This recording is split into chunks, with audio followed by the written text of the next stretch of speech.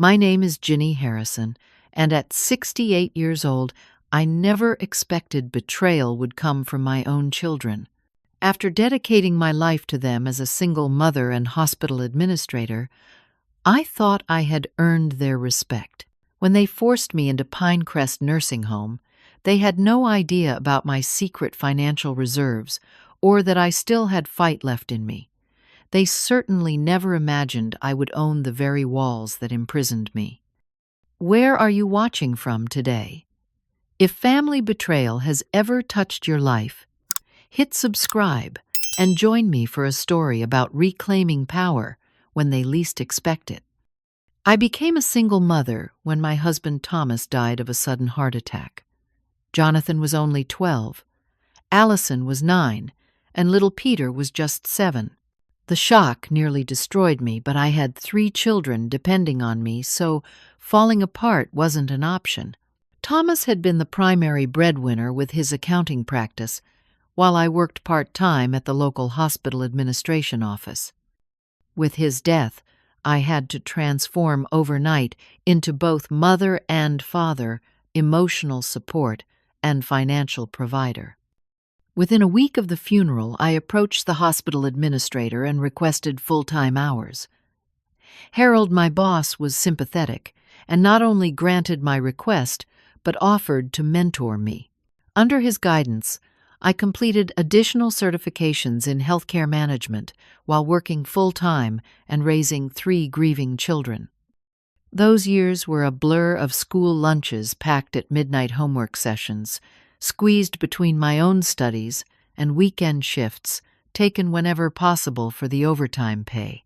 I remember falling asleep with textbooks on my chest, waking up at 4 in the morning to highlight a few more pages before the kids needed breakfast. Jonathan struggled the most with losing his father. He became withdrawn, and his grades suffered. I used part of Thomas's life insurance to pay for counseling, and spent every Sunday afternoon taking him fishing at the lake where Thomas used to take him. We rarely caught anything, but those quiet hours together slowly rebuilt our connection. Allison channeled her grief into perfectionism, maintaining straight A's and joining every club possible. Behind her achievements, I saw a little girl terrified that if she wasn't perfect, she might lose me too. I made special time for her, establishing our Tuesday night tradition of baking together, ensuring she knew she was loved for herself, not her accomplishments. Peter, so young when his father died, attached himself to me like a shadow. For nearly a year, he slept in my room, his small bed pushed against the wall. I never rushed him back to his own room, understanding his fear of waking up to find another parent gone. Every penny I earned went toward their needs first. My clothes came from thrift stores while they got new school outfits. I drove an old Honda with 200,000 miles on it, so Jonathan could have driving lessons in a safer vehicle. When Allison needed braces, I postponed dental work of my own. For Peter's soccer tournaments, across state lines, I used vacation days and slept in the car to avoid hotel costs. My career advanced steadily. By the time Jonathan was in college, I had become assistant director of hospital administration. When Allison graduated high school, I was made director. And as Peter entered his senior year, I was offered the position of Chief Operating Officer at Riverside Medical Center, a significant promotion that finally gave us financial breathing room. I created separate college funds for each child, often contributing to them before paying my own bills. Jonathan attended State University for business, Allison chose medical school following my footsteps into healthcare, and Peter pursued engineering at Tech Institute. I remortgaged our family home to help with their graduate studies, believing education was the greatest gift I could give them. We were close during those years. Sunday dinners remained sacred family time. Holidays were filled with traditions and laughter. They called regularly during college, seeking advice or simply sharing their lives. I attended every graduation, every white coat ceremony, every engineering showcase, beaming with pride at the adults they were becoming. But as they built their own lives, our connection slowly changed. Jonathan married Melissa and moved to Phoenix for a financial consulting position. Allison residency took her to Chicago, where she met her husband Paul. Peter took a job with an international engineering firm, frequently traveling overseas. Family gatherings became annual events rather than weekly occurrences. I retired at 62, looking forward to gardening travel and volunteer work. The first year was wonderful. I transformed our backyard into a botanical showcase, took a cruise to Alaska, and started volunteering at the hospital auxiliary. I had survived the hardest years and earned this peaceful time. Then came the minor stroke at 63. Nothing severe, just some weakness in my right arm that resolved within days. But that brief hospitalization changed how my children saw me. Jonathan flew in immediately, asking pointed questions about my living situation. Allison reviewed my chart and spoke to my doctors without including me in the conversations. Peter suggested I wear one of those emergency alert pendants, which I refused. I recovered completely and returned to my normal activities, determined to show them I was still independent. But something had shifted in our relationship. Their calls increased, but the content changed from sharing their lives to checking on me. They began suggesting I simplify my life, perhaps move to a smaller place. I dismissed their concerns, attributing them to the natural worry children feel when parents age. I had no idea they were already planning my future without me. The first real hint came during Jonathan's spring visit. He arrived with a stack of glossy brochures that he casually left on my coffee table. Retirement Communities of Arizona Sunset Village Living and Golden Years Residences. When I asked why he brought these, he shrugged and said, "Just something to think about for the future, Mom. You might enjoy the social activities."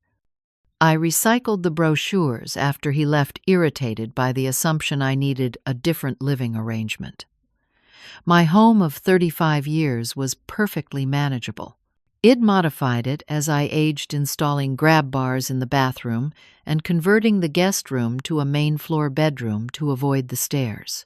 My neighbors checked on me regularly, and I had a robust social calendar with my garden club and hospital volunteer work. 2 months later, all 3 children converged for a rare non-holiday visit. They suggested dinner at Harvest Table, my favorite restaurant. I was touched by the gesture until the conversation turned to my finances. "So, Mom," Allison began, "after our entrees arrived, we've been talking, and we think it might be time to review your financial situation, make sure everything is in order for the future." "My retirement portfolio is doing fine," I replied, immediately on guard. Harold set me up with an excellent financial advisor before I left the hospital. "We just want to make sure you're protected," Jonathan added. "We could consult with some experts I know from work." "I'm not sharing my financial details with your colleagues, Jonathan," I said firmly. "My advisor sends quarterly reports, and everything is on track." Peter, usually my ally, surprised me by chiming in. "Mom, we just want to help. You always handled everything alone, but you don't have to anymore." Throughout dinner, they pressed for details about my investments, insurance policies, and estate planning. I deflected as best I could, increasingly uncomfortable with their persistence. The evening ended with tension hanging between us, and I returned home feeling unsettled. A week later, my neighbor Eleanor mentioned seeing all 3 of my children at the local coffee shop, deep in conversation. When I called to ask about this visit, no one had mentioned to me. They claimed it was a spontaneous sibling catch-up while Allison and Peter were in town for work. But Eleanor said they'd been reviewing documents and talking intensely for hours. Suspicious, I checked my home office and discovered my filing cabinet had been subtly disturbed. Nothing was missing, but folders were out of order, as if someone had browsed through them and hastily replaced them. My power of attorney documents, advanced healthcare directive, and insurance policies all showed signs of being handled. Allison called the following day. "Mom, we think you should consider assisted living options. That house is too much for you to manage alone." "This house is my home, Allison. I have no intention of leaving." "But what if you have another stroke? What if it's worse next time?" She pressed. "You live alone. You could fall or be unable to call for help. I have my neighbors, my alert system by the bed, and a cell phone I carry everywhere I countered." "That's not enough," she insisted. "As a doctor, I see elderly patients after preventable home accidents all the time." "I am not elderly," I snapped, offended by her characterization. The conversation ended poorly, with Allison suggesting I was being stubborn and unreasonable. Peter called next, his approach gentler, but with the same message. Even my sweet boy was part of this campaign to move me out of my home. Over the next few months, they escalated their efforts. Jonathan requested a meeting with my financial advisor, which I refused to authorize. Allison contacted my primary physician and, invoking her medical credentials, obtained information about my health that should have remained private. Peter began researching senior communities in my area, sending links to their websites. I felt increasingly cornered, but maintained my position. Then I fell in the garden, a simple trip over an exposed root that resulted in a sprained wrist. Nothing serious, but Allison insisted on a full medical workup, including cognitive testing, that I found humiliating. They must have been waiting for any incident to use against me. Within days, they increased their visits, each one focused on safety concerns in my home. Jonathan pointed out loose rugs, steep steps, and poor lighting. Allison inspected my medication management with critical eyes. Peter measured doorways, suggesting they weren't wide enough if I ever needed a wheelchair. The final straw came when I returned from grocery shopping to find Jonathan in my living room with a real estate agent. They were discussing market values and quick sales strategies, assuming I wasn't home. "What are you doing?" I demanded, grocery bags still in hand. The agent had the decency to look embarrassed. Jonathan merely shrugged. "Just exploring options, Mom. Properties in this neighborhood are selling fast. We should be prepared." "Get out," I told the agent, who quickly gathered her materials and left. Jonathan stayed, attempting to justify his actions. "You can't manage here anymore, Mom. We're trying to help before something serious happens." "The only serious thing happening is my son going behind my back to sell my home," I replied, shaking with anger and betrayal. That night, I called each of my children, expressing my feelings of violation and demanding they respect my decisions. They responded with united concern, suggesting my angry reaction was further evidence of my inability to make sound judgments. I went to bed that night, feeling profoundly alone, unaware that the worst betrayal was yet to come. 3 days after I caught Jonathan with the real estate agent, I received a group text asking if they could come over for Sunday brunch. Believing this might be an opportunity to clear the air, I agreed. I prepared all their favorites: blueberry pancakes, crispy bacon, fresh fruit salad, and waited with hopeful anticipation. They arrived together, a united front that immediately put me on edge. After minimal small talk, Jonathan cleared his throat and announced, "Mom, we've arranged an intervention with Dr. Matthews today. He's concerned about your recent behaviors and resistance to necessary changes." Dr. Matthews was my physician of 15 years, someone I trusted. I felt blindsided. What behaviors? What are you talking about?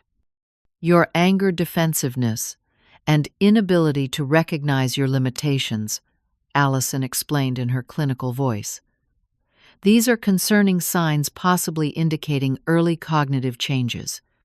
I don't need an intervention, I protested. This is ridiculous. See, Peter interjected. This is exactly what we're talking about. You're immediately defensive instead of considering our concerns. For the next hour, they presented what they called evidence of my decline. The fall in the garden became proof I couldn't safely navigate my own property. My frustration at finding Jonathan with a real estate agent was labeled inappropriate emotional reactivity. My desire for privacy regarding my finances was termed secretive behavior, indicating paranoia. When Dr. Matthews arrived, I felt utterly betrayed.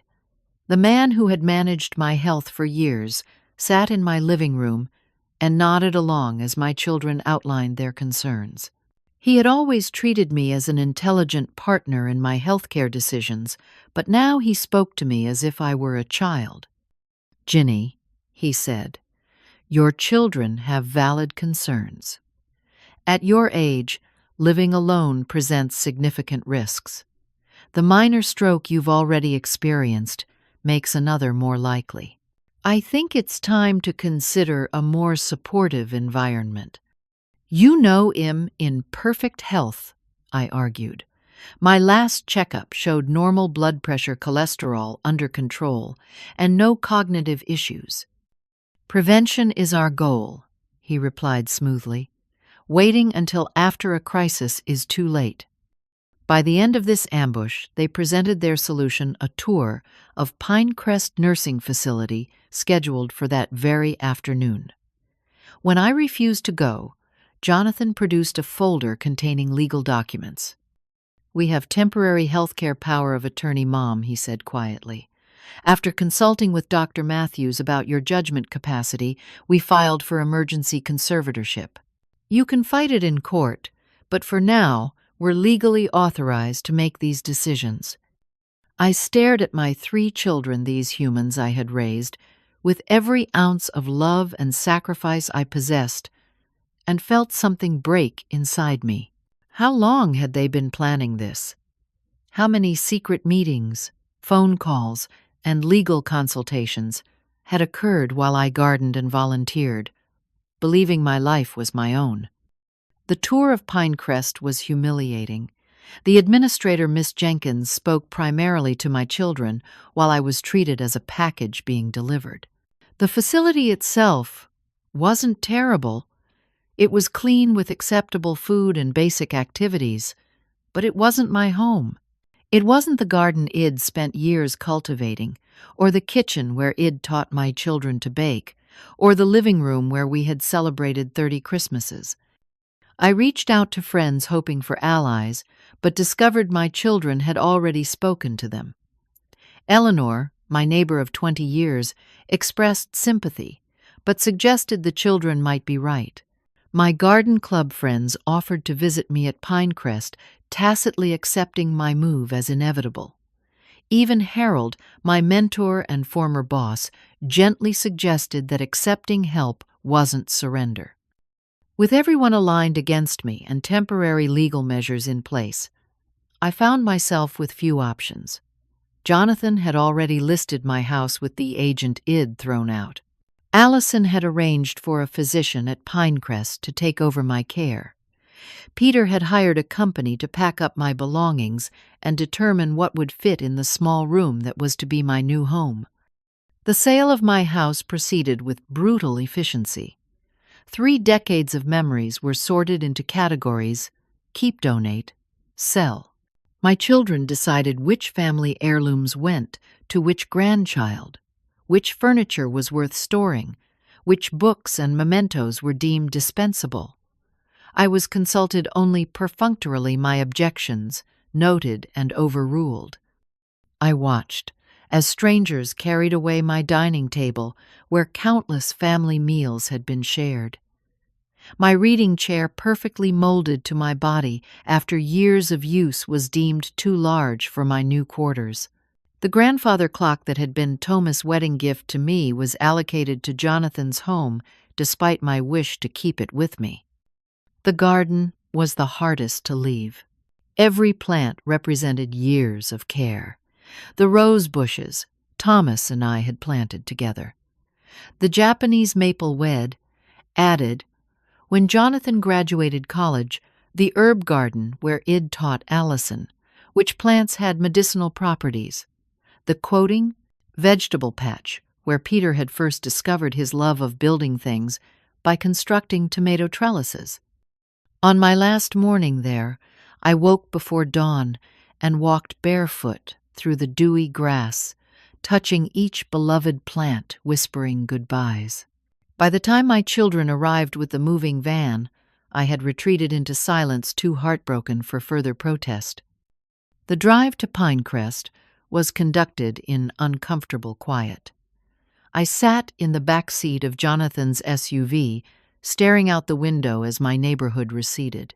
We passed familiar landmarks: the grocery store where I shopped, weekly the library where I volunteered, the park where I'd taken my grandchildren during visits. Each site a reminder of the independent life being stripped from me. Arrival and check-in at Pinecrest proceeded with bureaucratic precision. Forms were signed, medication schedules reviewed, facility rules explained. My new room contained a hospital-style bed, a small dresser, a compact armchair, and a bathroom designed for disability access I didn't need. The beige walls were bare, except for a generic landscape print. My children helped unpack the pitiful selection of belongings they deemed appropriate for my new life. Clothes were hung in the narrow closet, a few books arranged on the windowsill, family photos placed on the dresser. With each item they positioned, I felt my identity being reduced, compressed into this institutional space. Dinner was served at 5 an early hour. I'd never chosen for myself. The food was institutional, overcooked, and underseasoned. I sat among strangers, most significantly older or more impaired than myself, feeling utterly out of place. My children departed, after settling me and promising to visit regularly. Jonathan had a flight to catch. Allison was on call the next day. Peter had an early meeting. Their relief at completing the unpleasant task was palpable. Their goodbyes rushed. That first night, lying in the unfamiliar bed with its plastic-covered mattress and thin blankets, listening to the unfamiliar sounds of call buttons and staff conversations, I cried for the first time since this ordeal began. Not delicate tears, but gut-wrenching sobs that left me gasping and empty. I had raised my children to be independent, confident adults. Somehow that gift had been turned against me, with my independence viewed as a problem to be solved rather than a right to be respected. In trying to protect me, they had broken something fundamental between us, and I wasn't sure it could ever be repaired. The first weeks at Pinecrest passed in a fog of grief. I barely left my room, taking meals on a tray rather than joining the communal dining room. I declined invitations to bingo games, movie nights, and craft sessions. The staff labeled me a challenging resident, though I wasn't actively difficult, just profoundly disengaged. My small room became my world. I arranged and rearranged my few possessions, trying to create some sense of home. The space remained stubbornly institutional, the walls too thin, the lighting too harsh, the sounds and smells constant reminders of where I was. Even the window view disappointed, a parking lot rather than anything green or natural. The daily routine at Pinecrest felt infantilizing. Medications delivered at strict intervals, whether convenient or not. Meals served at times that suited staff schedules rather than resident preferences. Showers scheduled on specific days with limited privacy. television in the common room tuned to game shows, regardless of viewer interest. Bedtimes encouraged by dimmed hallway lights and room checks. Most residents accepted these constraints, either because their conditions required such structured care, or because they'd been institutionalized long enough to forget alternatives. I watched men and women who had run businesses, raised families, and lived rich lives, reduced to docile compliance, waiting for the next activity or meal to break the monotony. After 3 weeks of isolation, a persistent nurse named Sophia began sitting with me during her breaks. Unlike other staff who treated me as a combination of medical chart and housekeeping task, Sophia spoke to me as a person. She asked about my life. Before Pinecrest listened to stories about my children without judgment and shared small details about her own family. She encouraged me to join the gardening club, knowing my history with plants. Reluctantly, I attended a meeting, finding the gardening severely limited raised beds with a few hardy plants tended by residents with varying abilities. But the feel of soil between my fingers again brought a small spark of joy, thought extinguished. Through the gardening club, I met Harriet, a former literature professor with a sharp mind and sharper tongue. At 83, she'd been at Pinecrest for 5 years, following a hip fracture and subsequent complications. She had adapted to institutional life without surrendering her essential self, creating a network of allies among staff and residents. Marcus joined our small group next. At 70, he was among the younger residents placed at Pinecrest, after a series of strokes affected his mobility but not his intellect. He had been a civil rights attorney, with stories of landmark cases and social justice campaigns that captivated our small circle. Eleanor rounded out what became known as the Garden Bench 4, named for our habit of congregating on a stone bench near the raised beds. A retired accountant, Eleanor, had chosen Pinecrest herself after her husband died, selling their large home and preferring the social aspects of community living to solitude. She alone among us had entered willingly, giving her a different perspective on our circumstances. As I cautiously opened to these friendships, I began noticing aspects of Pinecrest I'd been too depressed to see. The facility operated on razor-thin margins, with staffing barely meeting minimum requirements. Equipment broke down regularly, with lengthy waits for repairs. Food quality declined toward the end of each month as budgets tightened. Activities were conducted with minimal supplies. Maintenance issues like leaking faucets or flickering lights persisted for weeks. Sophia confirmed my observations during one of our conversations. "The place is barely staying afloat," she confided. "Corporate keeps cutting corners while raising resident fees. The administrator is at her wit's end, trying to maintain standards with the resources she's given." This information stirred something in me, a lifetime of administrative problem-solving awakening from dormancy. I began paying attention to operational patterns, noting inefficiencies and questionable practices. My professional mind engaged with these puzzles, providing welcome distraction from my personal situation. Meanwhile, my children's visits settled into a predictable pattern. The first month they came weekly, sometimes together, sometimes individually. Jonathan would bring his laptop, half attending to me while answering emails. Allison would review my chart and question staff about my care, more doctor than daughter. Peter would sit awkwardly making small talk about weather and sports, clearly uncomfortable in the nursing home environment. By the second month, visits decreased to bi-weekly, with transparent excuses. Work commitments, children's activities, and household demands took precedence. When they did come, their time with me shortened, as if they had an internal countdown clock running. They'd arrive with token gifts, magazines I didn't read, sweets. I didn't like generic toiletries I didn't need. I observed their behavior with growing clarity. The initial visits had been motivated by guilt and obligation. As that guilt subsided, and I failed to either deteriorate dramatically or adjust cheerfully, their interest waned. They had done their duty, ensuring my safety by removing my autonomy. Now they could return to their lives visiting just often enough to maintain their self-image as caring children. Their departures became the most revealing moments.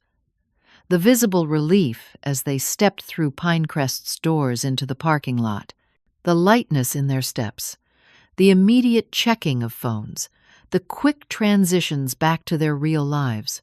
From my window, I watched this transformation, repeatedly understanding I had become an obligation rather than a beloved parent. Most disturbing was the discovery made by Eleanor, whose accounting mind remained sharp. During a conversation about finances, I mentioned my retirement portfolio and the arrangements for Pinecrest payments. Eleanor frowned, noting that the monthly rate I described was significantly higher than standard. Curious. I requested copies of my financial statements aright. Even Jonathan's conservatorship couldn't deny me. What I found shocked me. Beyond the inflated Pinecrest payments, large sums had been transferred from my account since my placement. A down payment for Jonathan's vacation home, tuition payments for Allison's children at private schools, funding for Peter's, investment in a friend's startup. They were using my money my lifetime of careful saving and investment as their personal fund. The conservatorship granted them control, not ownership of my assets, but they had blurred this distinction immediately. The betrayal cut deeper than the nursing home placement they had robbed me, not only of my home and independence, but were systematically appropriating my financial legacy. Harriet, with her academic precision, helped me document these transactions. Marcus offered legal perspectives on potential elder abuse claims. Eleanor calculated exactly how my assets were being depleted and projected how long my funds would last at current spending rates. As this financial picture clarified, I also noticed a pattern in my children's visits. They came on predictable days at predictable times, staying for predictable durations. These weren't visits born of desire to see me, but scheduled obligations, what Marcus cynically termed guilt trips. Check in. Validate their decision by noting how well I was doing in this structured environment. Assure themselves they had made the right choice for poor old Mom, and leave with conscience temporarily appeased. Amid these realizations, I remembered something I had nearly forgotten in the trauma of my displacement. Years earlier, concerned about potential cognitive decline in my later years, it established a series of specialized investment accounts. These were managed by a separate financial advisor from my main portfolio, known only to me, and my attorney Margaret, who had been a friend since college. These accounts had been my contingency plan for long-term care needs should they arise. I had never disclosed them to my children, believing that my careful primary investments would be sufficient for normal retirement and wanting to preserve something independently in case of emergency. Now this foresight appeared almost prescient. One Tuesday morning, after watching my children's group text planning their next obligatory visit, I borrowed Sophia's phone during her break and called Margaret. She was shocked to hear about my situation, having been told by Jonathan that I was traveling extensively during retirement, a convenient explanation for my sudden unavailability. Margaret visited the next day, circumventing the approved visitors list by coming during open community hours.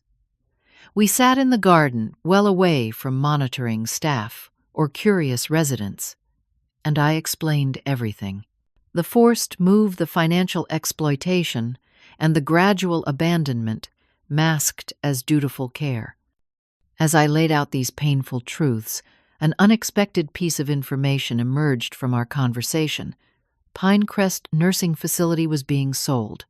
The corporate owner, facing financial difficulties across their healthcare properties, had quietly listed the facility for sale. Current residents and staff had not been informed, but Margaret, whose law firm handled commercial real estate transactions, had heard whispers in professional circles. In that moment, sitting beside the stunted herbs and flowers of the Pinecrest garden, a plan began to form in my mind.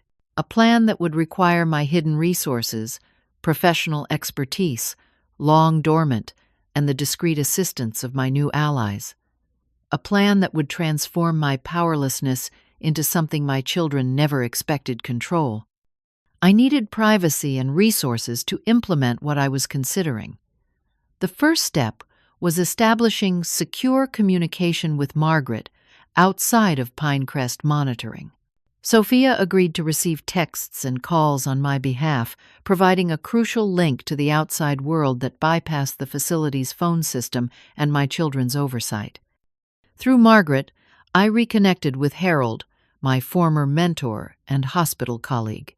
Now 78 and semi-retired, he maintained robust connections throughout healthcare administration circles.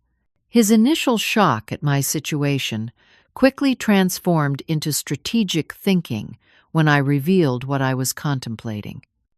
Harriet, with her academic credentials, provided access to university databases where we researched Pinecrest's corporate structure, ownership history, and financial performance. Marcus offered legal insights on elder care regulations and property acquisition processes. Eleanor analyzed the facility's financial reports, identifying vulnerabilities and valuation factors. Through Harold, I learned that Pinnacle Healthcare Group, Pinecrest's corporate owner, was divesting several properties due to over-leveraged expansion before the economic downturn. Their asking price for Pinecrest was well below market value, prioritizing quick sale over maximum profit. Several healthcare conglomerates had expressed interest, but none had committed to purchase. Margaret helped me access my hidden investment accounts, which had grown substantially over the years. The combined value exceeded $4 million, more than enough for the down payment on a property like Pinecrest, particularly at its distressed price point. However, I couldn't purchase the facility directly. My children, as conservators, would need to approve such a significant transaction and would immediately question the source of funds. Additionally, appearing as a prospective buyer, while being a current resident, would raise suspicious flags. Harold suggested creating a shell company to obscure my involvement. Through his network, he connected me with Andrea Chen, a healthcare consultant specializing in elder care facility turnarounds. With her stellar reputation and credentials, she could serve as the public face of our acquisition effort, with my role concealed as a silent investor. Margaret established Evergreen Senior Solutions LLC, with Andrea as the visible principal and myself as the majority financial backer hidden behind layers of legal structures. I transferred my funds to the company's accounts in carefully timed increments to avoid triggering notifications to my children. While these external pieces came together, I focused on gathering inside information about Pinecrest operations. As a resident, I had unique access to observe daily functions, staffing patterns, and operational weaknesses. I befriended additional staff members beyond Sophia, building a network of potential allies for when ownership changed. Miss Jenkins, the administrator who had initially treated me as a package to be processed, revealed herself to be a dedicated professional hamstrung by corporate constraints. During gardening club sessions, I carefully steered conversations toward administrative challenges, drawing on my hospital background to establish rapport. Gradually, she began sharing frustrations about budget limitations, staffing ratios, and corporate policies that prioritized profit over care quality. When I discovered she had previously worked at Riverside, my former hospital, our connection deepened. Without revealing my intentions, I positioned myself as a sympathetic ear with relevant experience. These conversations provided invaluable insights into Pinecrest's operational realities, underfunded departments, deferred maintenance staff retention challenges, all information that would prove crucial for a successful transition. Throughout this information gathering phase, I maintained my routine as a compliant resident. I attended activities, took meals in the dining room, and generally appeared to be adjusting to institutional life. This compliance reduced staff scrutiny and prevented reports to my children that might raise concerns about my behavior. My children's visits continued their predictable pattern. Jonathan came monthly, usually on the first Sunday, staying exactly 45 minutes before citing work commitments. Allison maintained bi-weekly Wednesday evening visits, clinical and efficient. Peter appeared sporadically, always with advance notice by text, and never staying longer than an hour. I greeted them with measured pleasantness, neither so cheerful as to validate their decision, nor so despondent as to trigger increased monitoring. I asked about their lives, listened to their sanitized updates, and accepted their token gifts with appropriate gratitude, all while knowing that each visit brought me closer to reclaiming power they thought they'd permanently assumed. Andrea began the formal acquisition process, submitting an initial bid to Pinnacle Healthcare Group. Her reputation for successful facility turnarounds made Evergreen Senior Solutions an attractive buyer, promising continued operation rather than property redevelopment. Her initial offer was deliberately conservative, establishing negotiating room while signaling serious interest. Margaret kept me updated on the bidding process through our secure communication channel. 3 other entities had submitted competing offers: 2 large healthcare chains looking to expand their portfolios, and 1 real estate development group interested in converting the property to luxury condominiums. This last bidder was our greatest concern, as they offered cash with minimal contingencies. Harold activated his network to gather intelligence on our competitors, learning that one healthcare chain was overextended with recent acquisitions and unlikely to match aggressive counteroffers. The second was primarily interested in Pinecrest's Medicare certification and patient base, not the physical facility. The development group remained the most motivated opponent. Andrea countered with a structured offer that addressed Pinnacle's primary concern: immediate cash flow for their over-leveraged operations. Our bid included a substantial non-refundable deposit, abbreviated due diligence period, and accelerated closing timeline with financial terms competitive against the developer's offer. While negotiations proceeded, I worked with Eleanor to analyze Pinecrest's financial statements, identifying cost-saving opportunities and revenue enhancement possibilities that would make our ownership profitable without sacrificing care. Quality. Harriet researched innovative programs at other facilities that could be implemented to improve resident experience and marketability. Marcus reviewed state regulations to ensure compliance while maximizing operational flexibility. 3 weeks into negotiations, Andrea was invited to tour the facility as a serious prospective buyer. The visit created the most dangerous moment in our planned potential recognition. I sequestered myself in my room that day, claiming a migraine while Sophia kept me updated on Andrea's progress through the building. The tour concluded without incident, with Andrea expressing appropriate enthusiasm about the property's potential. Following the tour, Pinnacle requested best and final offers from the remaining bidders. Andrea's competitive analysis suggested the developer had reached their maximum price point, constrained by conversion costs and market conditions.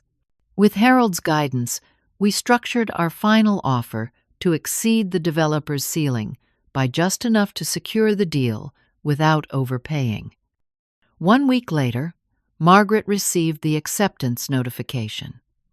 Evergreen Senior Solutions was the successful bidder for Pinecrest Nursing Facility, with closing scheduled in 30 days pending standard due diligence. The following month involved intense behind-the-scenes activity. Andrea assembled a transition team of healthcare specialists to review operations staffing and compliance factors. Margaret prepared the extensive legal documentation required for the transaction. Harold advised on operational priorities for immediate post-acquisition implementation. Throughout this period, I maintained my unremarkable resident routine. My children noticed nothing unusual in our interactions, continuing their perfunctory visits with no awareness of the transformation about to occur. I observed them with new perspective, seeing not just their betrayal but the complexity of their motivations, misguided protection, genuine concern, twisted by paternalism, and yes, self-interest regarding my assets. The closing occurred on a Thursday, with ownership officially transferring to Evergreen Senior Solutions at midnight. Andrea handled the formal proceedings, signing documents as the company principal, while I remained in my resident room, receiving updates through our secure channel. That night alone in my small room, I experienced a surge of emotions so powerful I could barely contain them. After months of powerlessness, I had reclaimed control, not just of my circumstances, but of the very institution meant to contain me. The bitter irony seemed fitting justice for what had been done to me. The next morning, residents and staff received formal notification of the ownership change, with assurances that operations would continue smoothly during the transition. Andrea was introduced as the new owner, with no mention of my involvement. Miss Jenkins was retained as administrator, with expanded authority to implement quality improvements. The first phase of our plan was complete. Now came the more personally satisfying second phase, implementing the policy changes that would directly impact my children, beginning with a comprehensive revision of the visitor regulations. The day after ownership transferred, subtle changes began appearing throughout Pinecrest. Fresh flowers appeared in the common areas.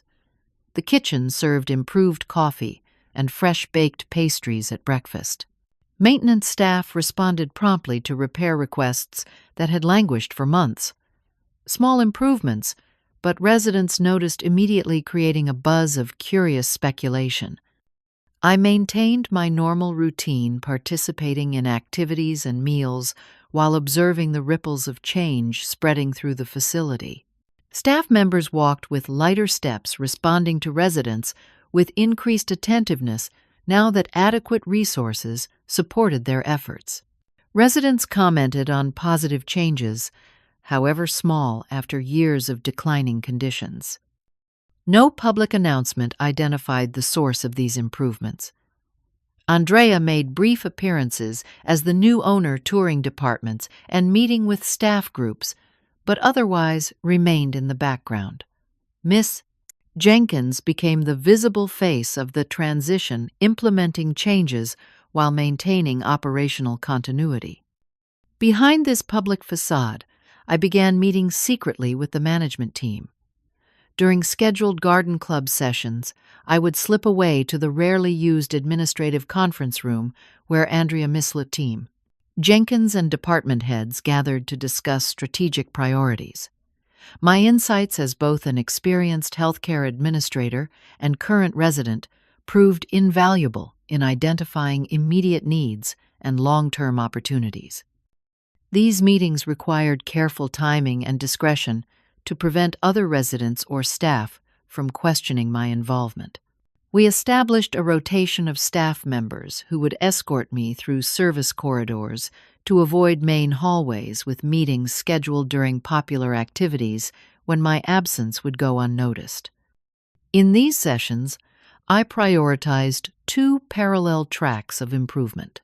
The first focused on enhancing resident quality of life through meaningful changes better food quality, expanded activity options, increased staffing ratios, and physical environment upgrades. The second, more personally significant track involved completely restructuring the visitor policies and procedures. The existing visitor system operated with minimal restrictions. Family members could arrive without notice during broad visiting hours from 8 in the morning until 8 in the evening. Staff had limited authority to monitor visitor conduct or impact on residents. Visitors essentially controlled the interaction, regardless of resident preferences. Under my direction, Miss Jenkins drafted new policies that inverted this power dynamic. Residents would now specify approved visitors on individual authorization forms. Visiting hours would be tailored to resident preferences rather than facility convenience. Staff would check visitor identity against approved lists with no exceptions for family status. Most significantly, residents could restrict or block specific individuals from visiting, regardless of relationship. While these policies were developed, I continued gathering evidence of my children's financial mismanagement through Eleanor and Margaret's assistance. Bank statements, transfer records, and expenditure patterns built a compelling case of exploitation. Marcus reviewed this documentation from a legal perspective, identifying potential violations of fiduciary responsibility that could support challenging the conservatorship. With 2 weeks of improved operations creating positive momentum throughout Pinecrest, we implemented the new visitor management system. Residents received detailed explanations of the changes with assistants completing their authorization forms if needed. Staff underwent training on enforcement procedures, particularly for handling rejected visitors. When completing my own authorization form, I explicitly excluded Jonathan, Allison, and Peter from my approved visitor list. I specified that under no circumstances were they to be admitted to the facility or given information about my status. The staff member processing my form raised an eyebrow, but entered the restrictions without comment. The timing proved perfect. Jonathan's monthly Sunday visit was scheduled for the following weekend. According to their group text, which Sophia continued monitoring for me, all 3 children planned to attend together a rare convergence that typically occurred only when they had difficult news to deliver or requests to make. I arranged with security to notify me when they arrived, allowing me to observe their reception remotely. Pinecrest had a basic camera system covering entrances and common areas primarily for resident safety. From a small security office near the maintenance department, I could watch the scene unfold without being seen. Sunday arrived with perfect weather sunshine, highlighting the newly landscaped entrance, where the sign now displayed Evergreen Senior Living at Pinecrest, rather than the corporate Pinnacle Healthcare logo. At precisely 2 o'clock, Jonathan's SUV pulled into the parking lot. All 3 children emerged, moving with the confident entitlement of people accustomed to controlling the situation. They entered the lobby, approaching the reception desk, with casual familiarity. The new security protocols were immediately evident, a sign directing all visitors to check in, a computer system displaying the approved visitor database, and a uniformed security officer standing beside the receptionist. Jonathan spoke first his body language, suggesting mild irritation at this new procedure. I couldn't hear his words through the camera feed, but the receptionist's response was clear from her gestures, consulting the computer, shaking her head, and pointing to the visitor management policy posted prominently on the wall. Allison's medical authority posture emerged. Next, the stance I had seen countless times when she believed her MD status should override normal procedures. The receptionist remained unmoved again, indicating the computer screen showing restricted access. She picked up the phone, presumably calling for supervisory assistance. Peter's conciliatory nature appeared in his body language, stepping forward with hands raised in a calming gesture. Always the peacemaker trying to smooth the situation while his siblings escalated. The receptionist listened, but continued shaking her head. Miss Jenkins arrived in the lobby, greeting my children with professional courtesy while maintaining the boundary. I watched their expressions shift from irritation to confusion, to the beginning edges of alarm as they realized access to me was genuinely being denied. Allison pulled out her phone, presumably to call me directly. That avenue had been addressed as well. My room phone now routed directly to voicemail, and my cell phone number had been changed weeks earlier with the new number known only to my trusted circle. The confrontation continued for nearly 20 minutes, with increasing agitation from my children and unwavering adherence to policy from staff. Finally, Miss Jenkins handed them printed copies of the visitor policy, emphasized that these restrictions were implemented at my specific request, and politely but firmly asked them to leave the premises. Security cameras captured their exit from the building, the stunned expressions and heated conversation as they huddled in the parking lot. Jonathan punched numbers into his phone repeatedly, likely trying different avenues to reach me or facility management. Allison paced with the intensity that characterized her response to losing control of a situation. Peter leaned against the car, head down, shoulders, slumped in what appeared to be genuine distress. Eventually, they departed, leaving behind the seismic shift in power their actions had never anticipated. I remained in the security office long after they left, processing the complex emotions. Their rejected visit triggered satisfaction at reclaiming control, lingering hurt from their betrayal, and unexpected twinges of maternal concern seeing their distress. The next day brought the predictable escalation. Jonathan's legal assistant delivered a letter threatening action for unlawful restriction of family access to a vulnerable adult. Allison attempted to leverage her medical credentials to gain entry as a consulting physician. Peter called staff members directly pleading for information about my well-being. Each attempt met the same response: reference to the legally sound visitor policy, confirmation of my competence to make such decisions, and polite but firm refusal to circumvent my stated preferences.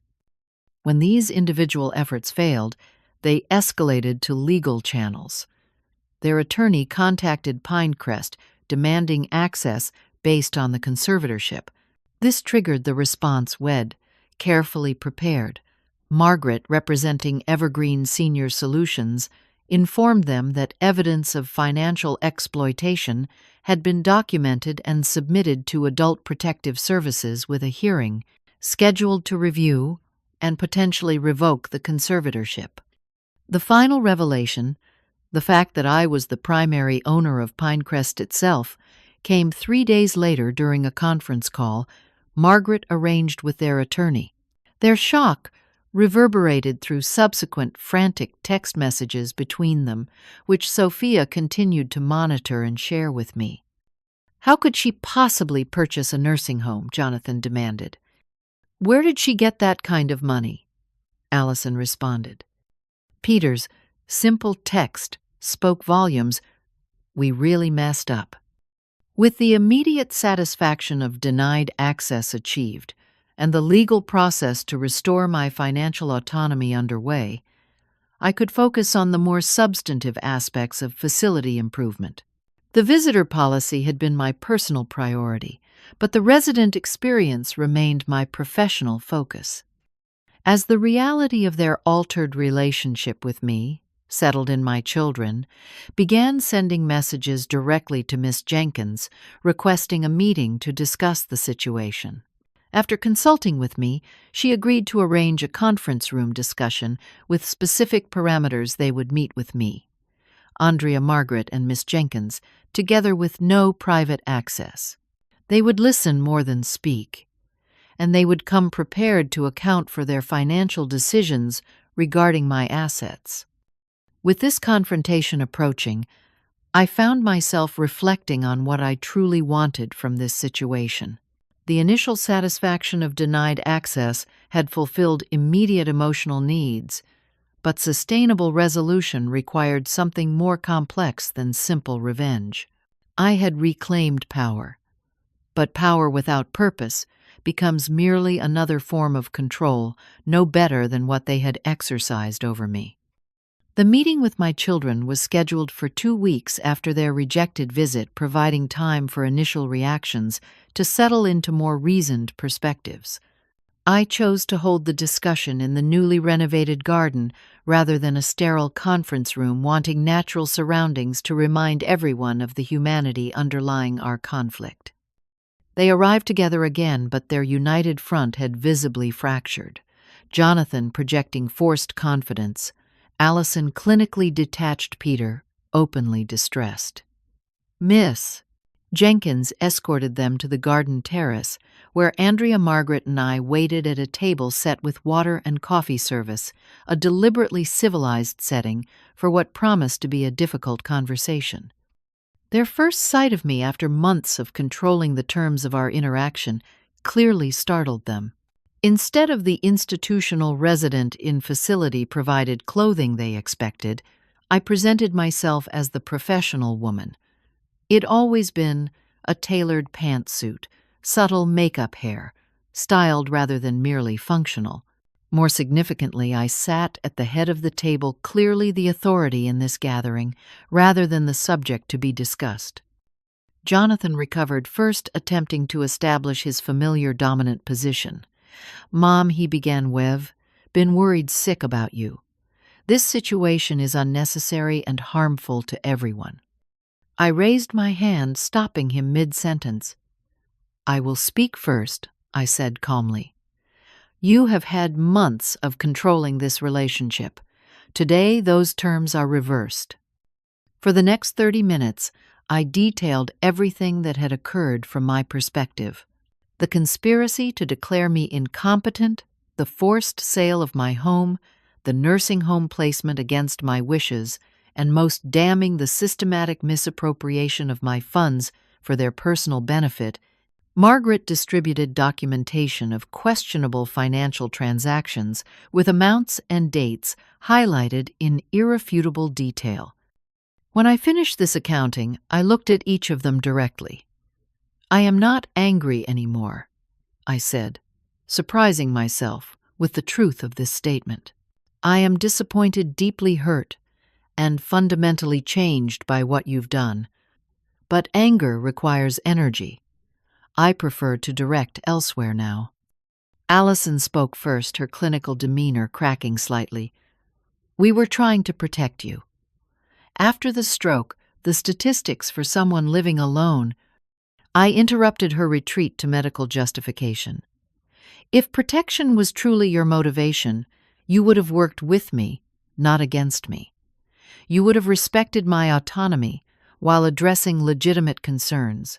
You would have maintained transparency about my finances rather than using them as your personal funds." "But we never," Jonathan began. I slid bank statements across the table. $400,000 for your vacation property down payment. $250,000 for Allison's children's private school tuition, prepaid for 5 years. $175,000 invested in Peter's friend's startup, all without my knowledge or consent, while claiming to protect my interests. The evidence silenced further denials. Peter, always the most emotionally honest, broke first. "I'm so sorry, Mom," he whispered, tears forming. "I told myself we were helping you, but I knew it wasn't right. I just didn't have the courage to stand against the momentum." His vulnerability created space for genuine dialogue. For the next 2 hours, we navigated the complicated terrain between their stated protective intentions and the controlling, self-serving actions those intentions had spawned. Justifications gradually gave way to admissions' defensiveness to tentative accountability. The conversation wasn't solely accusatory. I acknowledged their legitimate concerns following my minor stroke, my resistance to discussing long-term care planning, and my unwillingness to consider any changes to my living situation. These factors had contributed to their belief that intervention was necessary, even as their methods remained unjustifiable. By discussion's end, we had established clear parameters for moving forward. The conservatorship would be voluntarily dissolved, with full financial control returning to me. All misappropriated funds would be returned to my accounts, with documented repayment plans. Most importantly, any future role in my life would require rebuilding trust through consistent, respectful behavior rather than assumed familial entitlement. As they prepared to leave, I delivered the final element of my response to their actions. "I am not banishing you from my life," I stated clearly, "but access to me is now earned, not guaranteed by biology. You will demonstrate respect for my autonomy, transparency in all interactions, and genuine interest in my well-being, not as a problem to be managed, but as a person to be valued." The nursing home chapter of my story continued, but with a profound transformation. Rather than a prisoner in an institutional setting, I became an innovative leader, reimagining elder care from the inside. My unique position, as both owner and resident, provided unprecedented perspective on the resident experience, informing changes large and small. Within 6 months, Pinecrest, under evergreen ownership, was transformed. The institutional dining room became a restaurant-style experience with flexible hours and menu options. Activity programming expanded beyond bingo and crafts to include intellectual discussions, cultural excursions, and meaningful volunteer opportunities. Care approaches shifted from task-oriented efficiency to relationship-centered support. Most significantly, I established a resident council with actual decision-making authority rather than merely advisory capacity. Council members participated in budget reviews, policy development, and strategic planning, ensuring resident perspectives remained central to all operations. This governance model attracted attention throughout the elder care industry, with healthcare publications featuring our innovative approach. My relationship with my children evolved gradually. Peter demonstrated the most genuine remorse and consistent effort to rebuild connection, calling regularly with simple updates about his life and asking thoughtful questions about mine. His visits now approved and welcomed focused on quality interaction rather than obligation. Allison struggled longer with surrendering the medical authority she had wielded, but eventually found a balanced perspective that respected my autonomy while offering appropriate expertise when requested. Our relationship would never regain its former closeness, but developed a new adult-to-adult respect that allowed meaningful, if more limited, connection. Jonathan maintained the most distance his pride wounded by the financial accountability and power reversal. Occasional family gatherings brought us together with civil interaction, but lingering tension. Time would determine whether genuine reconciliation might eventually emerge, but I had released the expectation that complete restoration was necessary for my happiness. My nursing home room evolved as well, expanded and renovated into a proper apartment with a kitchenette office space and private garden access. While I maintained this residence at Pinecrest, I also purchased a small condominium nearby, providing independence while keeping me connected to the community and work that had become so meaningful. The forced transition that had begun as a traumatic loss of autonomy ultimately opened an unexpected third chapter in my life. My professional skills, dormant since retirement, found renewed purpose in transforming elder care. My personal experience of vulnerability created deeper empathy for others facing similar challenges. Most importantly, the painful lesson in standing up for myself against those who claim to know better provided wisdom I could share with others. What have I learned through this journey? That respect cannot be assumed because of age or relationship, but must be established through boundaries and, when necessary, consequences. That powerlessness is often temporary for those willing to strategize patiently and act decisively. That healing does not require forgetting or even complete forgiveness, but rather moving forward with clear eyes about what has occurred and what must change. For those watching who have faced family betrayal or find themselves fighting to maintain autonomy as they age, remember this. No one has the right to diminish your personhood, regardless of their intentions. Your life remains your own at every age. Sometimes the greatest act of self-love is refusing to accept limitations others have determined appropriate for you. Have you ever had to establish difficult boundaries with family members who thought they knew better than you? Share your experience in the comments below. And if my story resonated with you, please subscribe to hear more journeys of resilience and reinvention. Remember that standing up for yourself isn't selfish, it's essential for a life of dignity at any age. Thank you for listening, and may you find the courage to write your own ending when others try to close your book too soon.